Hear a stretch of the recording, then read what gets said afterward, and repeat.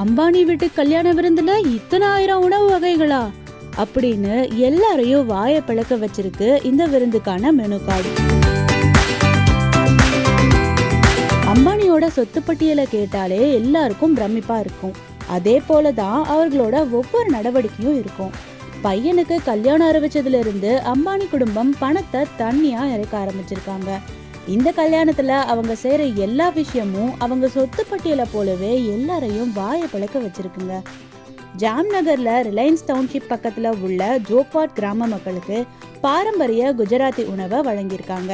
51,000 பேர்னு ஊரையே அழைச்சு அடுத்த சில நாட்களுக்கு இங்கதான் உங்களுக்கு சாப்பாடுன்னு திக்குமுக்காட வச்சிருக்காரு அம்பானி. அம்பானி அவர் பையன் மருமகள்னு குடும்பமே களமிறங்கி விருந்து பரிமாறிட்டும் வராங்க.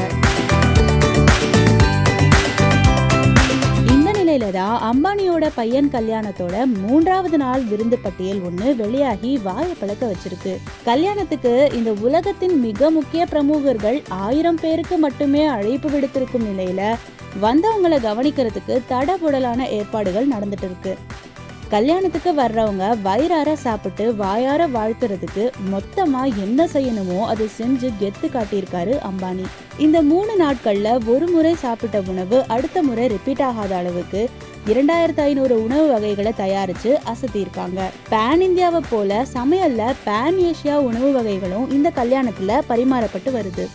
இந்திய உணவு வகைகளோட சேர்த்து பாரிஸ், தாய், மெக்சிகன், ஜப்பான் போன்ற நாட்டு உணவு வகைகளும் இந்த பட்டியல்ல இடம் பிடிச்சிருக்குங்க. உணவு தயாரிப்பை கண்காணிக்கிறதுக்குன்னே உலகத்துல உள்ள தலை சிறந்த 65 செஃப்களை நியமிச்சிருக்காங்க. காலை டிஃபனுக்கு மட்டும் 70 வகை, மதியத்திற்கும் டின்னருக்கும் 250 வகை. இது கூட பரவாயில்லைங்க. நைட்டு 12 மணில இருந்து மறுநாள் அதிகாலை 4 மணி வரைக்கும் ஸ்நாக்ஸ்ன்னு 85 ஐட்டம்களை தயார் பண்ணிருக்காங்களாம்.